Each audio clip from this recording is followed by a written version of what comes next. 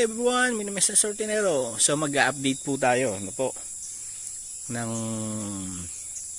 property na for sale.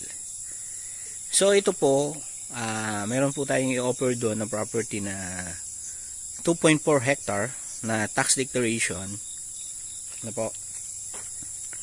So balik kami hoy, mayroong prospect buyer na hindi pa naman ho namin na sinasabing close. Po, na may prospect buyer na kaya ho nandito ako para ho antayin po siya. So ito po, bali yung property po nandoon po sa kabila. So dalawang pwesto mula dito sa kalsada, dalawang pwesto. Po. So yun. So nakausap po namin yung mga may-ari ng etong property na to at saka yung kabila. So yun naman ho yung magbebenta. Yan. So magbebenta po sila ng property papunta po doon para ho makapasok po ang sasakyan ng truck. Ayan. So yan, na-vlog ko na po yun po, and same time gusto ng makakabili kung makakabahagi daw ho ng ng daan. So yun, nakausap po namin yung mga may-ari ng dalawang lote na to. So yun, possible po na magbenta sila ng right of way, papasok po doon. So yun, so wala pa naman hong pinag-uusapan na presyo. So ang ang agreement po namin, kung sino po yung bibili ng property na yun, siya po ang bibili ng right of way po, kasama po dun sa bibilihin niya. Mostly po siguro kung 3 meters to 4 meters po. Palagay natin ho ng 1,000 square meter. Po. Yun nga lang ho, hindi pa ho pinag-uusapan yung presyo. Haalamin pa po yung presyo kung magkano po yung ibibigay po nila. O siguro mag-budget po ng mga 1,000 per square. Ayan.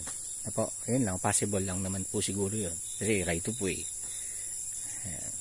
So, maganda naman yung property na yun. Once na nagkaroon ho ng right of way, so medyo mamahal na po yung lote. Kasi may sarili po siyang right of way. Po, yun naman po, binibenta lang ho ng 300 pesos per square meter na lang ho.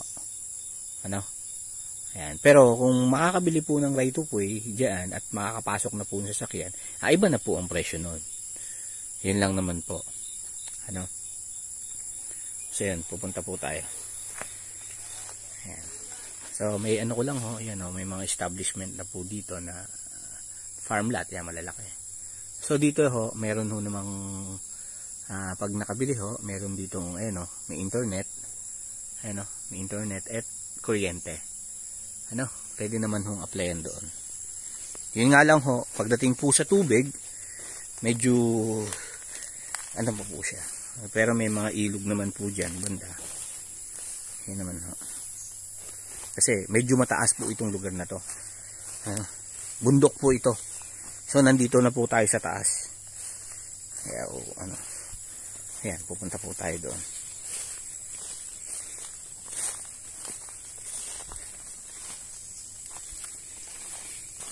Yan, ang kagandahan ho dito, marami po itong mga fruits bearing tree nakatanim po dito. Possible po dyan po ang kalsada.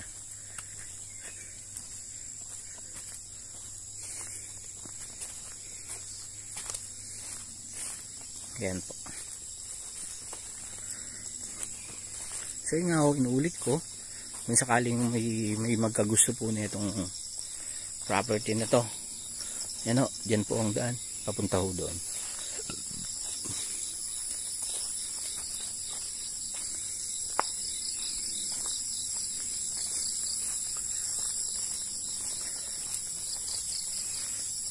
Yan, may mga tanim ng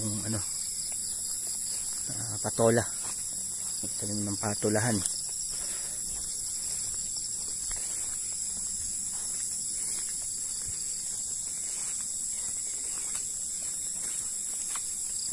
Ayan.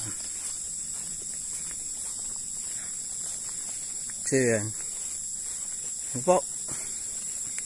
Kung mabibili nyo ho yan, no? Rush na po yan. Ngayon no, unti-unti ho. Once no, nakabili ho sila ng right of way, baka tumaas na ho yan. Baka ho ang presyo na ho yan. Nasa 1,000 na rin po.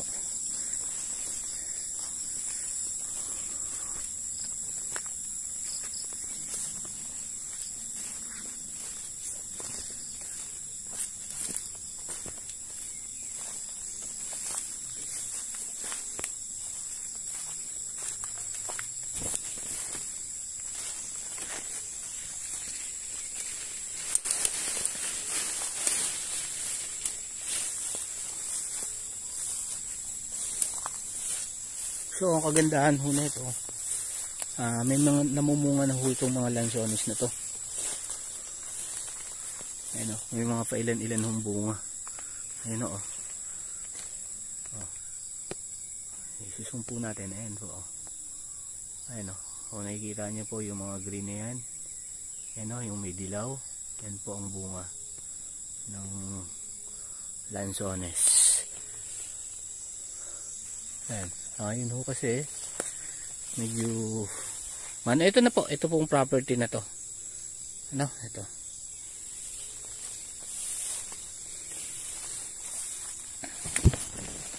Ito po ang mismong property. Nasa loob na po tayo.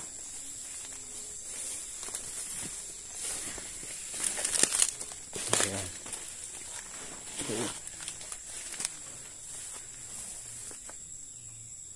Medyo sumusukal nga lang.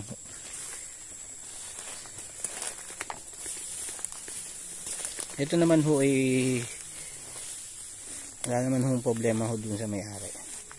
Ano po? Yan, ito po yung 2.4 hectare. Ayan. So sa 300, yan, nasa 7 million lang ho ito. Ito pong property mismo. Ayan. So yan, napakaraming tanim. Ayan, mga fruits bearing tree. Ano po?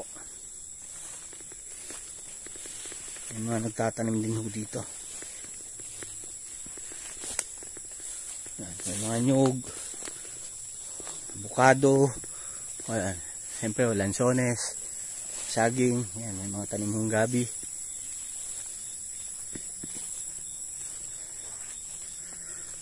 Yan, maganda lang ho dito. Pag ito'y masipag ka rito, lagyan naman hindi ka magugutom dito. Yung tao nyo na makakabili ho. Ano, may mga taniman ng ampalaya.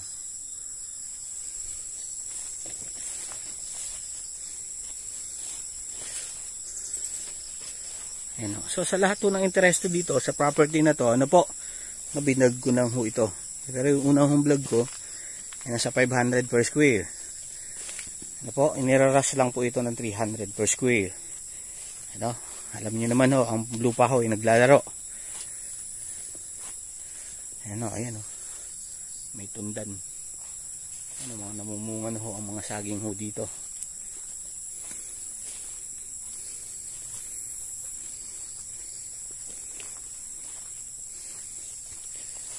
Ayan po.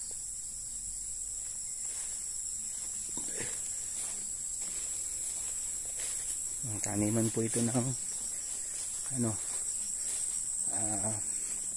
pipino, papaya. Ayan, may mga papaya.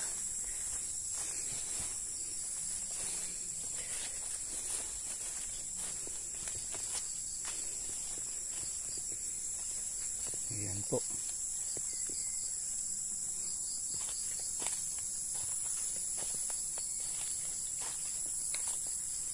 So yan. Ayan po ang mga naho dito. Ayan, may mga tanim pa ho sila rito. Ayan, may harvest ho sila ng mga sili. Ayan, no? Tatanim ng sili. Ayan, no? Ang palayahan ho.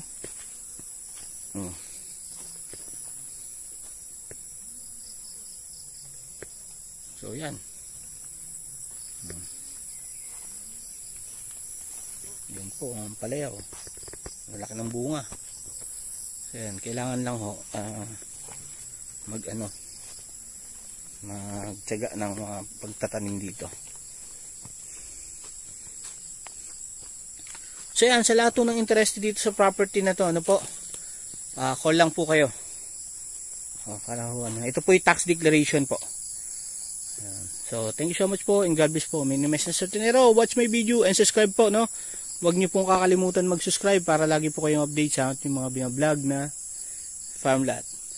So yun, thank you so much po ulit. God bless.